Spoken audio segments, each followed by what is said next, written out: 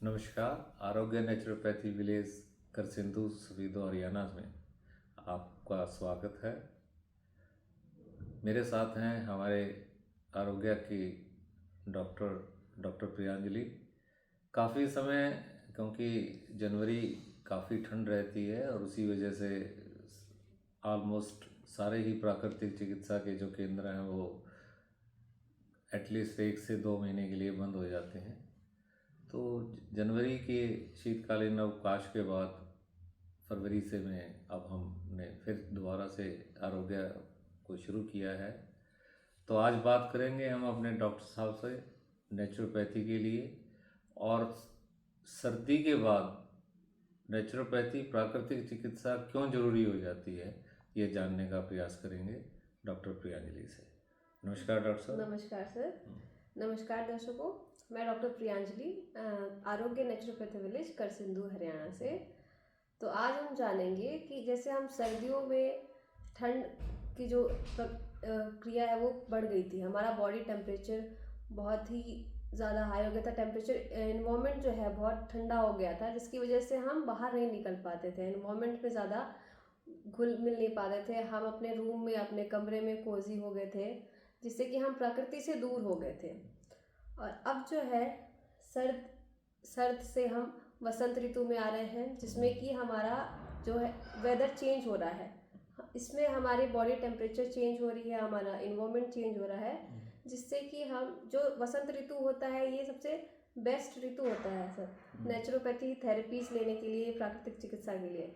इस ऋतु में ना तो हमें गर्मी ज़्यादा लगती है, ना ही सर्द ज़्यादा लगती है। इसमें हमें ज़्यादा बहुत गर्मी से भी सफ़र नहीं करना पड़ता, ना तो सर्दी से सफ़र करना पड़ता है। इसमें हम प्रॉपरली नेचुरोपैथी थेरेपीज ले सकते हैं।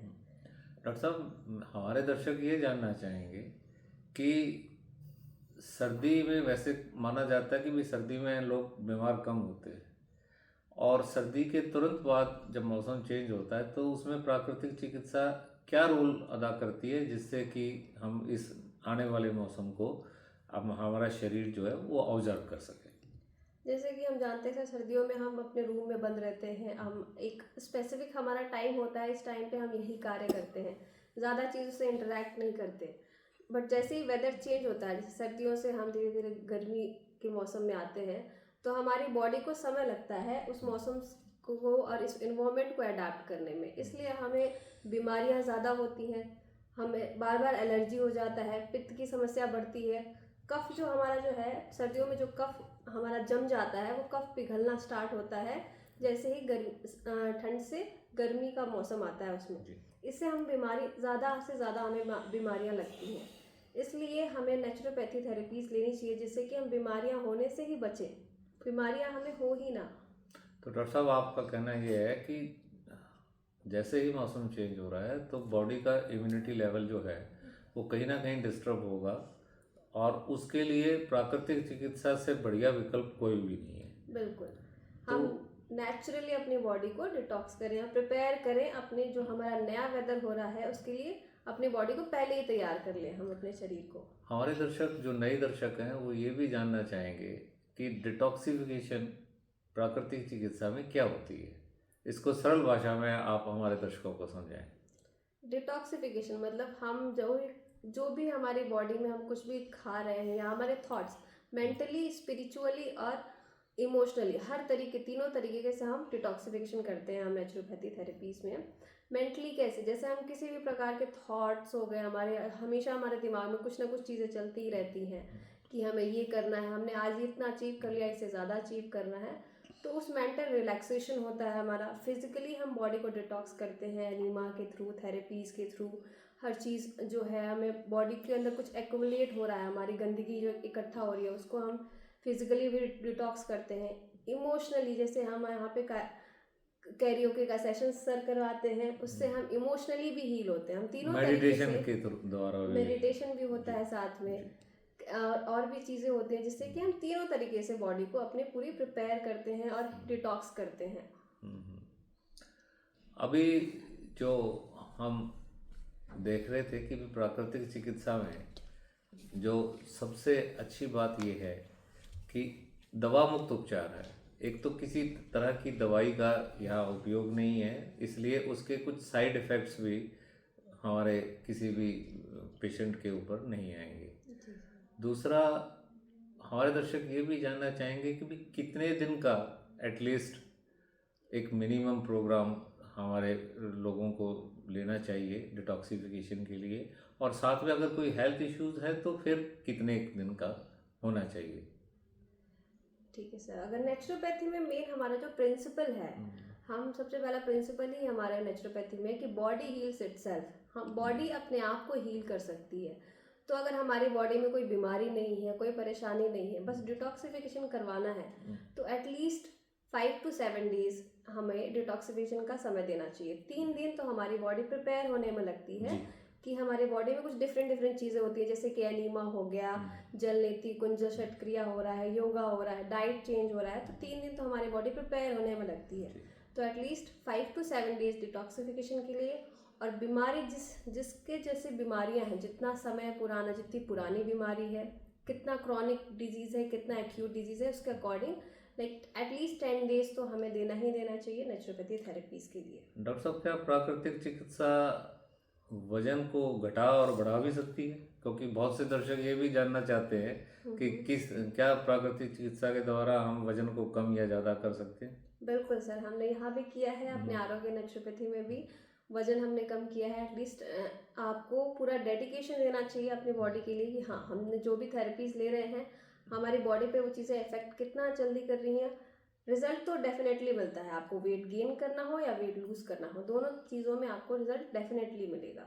देखिए, जो हमारा पिछला अनुभव रहा है उसमें 10 से 12 दिन में हम 5 से 7 केजी वजन को घटाने का एक टारगेट लेके चलते हैं, और उसको हमने कई बार अचीव भी किया है। जी बिल्कुल। तो अभी मैं अपने दर्शकों को एक बात और बताना चाहूँगा कि होता क्या है कि अब जैसे फरवरी आ गई है, हम लोग अपने एसी की सर्विस कराने की तैयारी कर रहे हैं।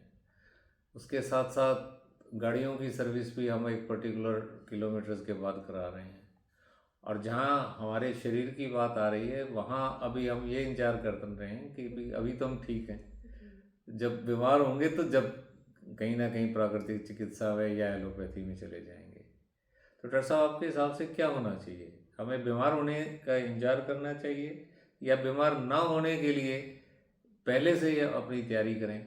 बिल्कुल, हमें ऐसा होना ही नहीं चाहिए कि हमारी बॉडी बीमार हो। बीमारी तो जब भी आती है ना, जब कभी ना कभी इम्बैलेंस होता है हमारी बॉडी में। किसी भी तरीके का इम्बैलेंस ही नहीं होगा अगर आप नेचुरोपैथी में रेगुलरली आते रहें। हर 6 महीने में अगर आप आए नेचुरोपैथी में, अपनी बॉडी को जाने, अपने शरीर को जानेंगे आप, तो आपको अपने आप से अपनी बॉडी से प्रेम हो जाएगा, आपकी बॉडी में कोई इम्बैलेंस नहीं रहेगा।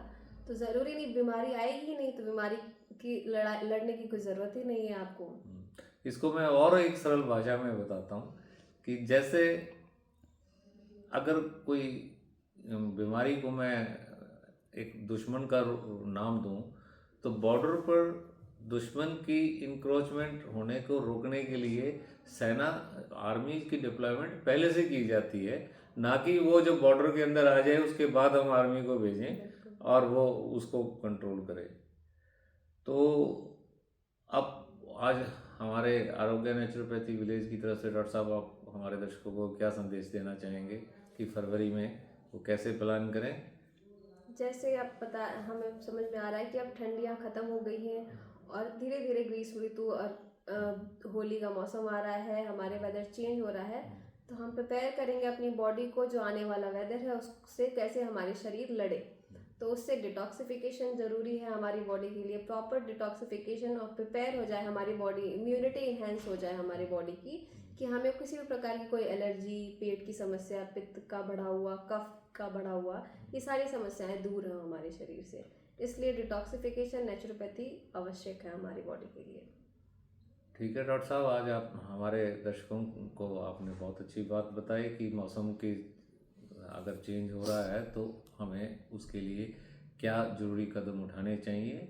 और आरोग्य प्राकृतिक चिकित्सा केंद्र जो सफीदो करसिंगो में है, ये इस तरह की सारी ही नेचुरोपैथी की जो ट्रीटमेंट है और प्लस पंचकर्मा की जो ट्रीटमेंट है फैसिलिटी प्रोवाइड कराता है, जिसमें आप रहकर यहाँ पर अपना उपचार कर सकते हैं। और जो नज़दीक के लोग हैं वो डेली आकर डेली ओपीडी में भी अपना ट्रीटमेंट करा सकते हैं। तो बहुत बहुत धन्यवाद डॉक्टर साहब। धन्यवाद सर। नमस्कार।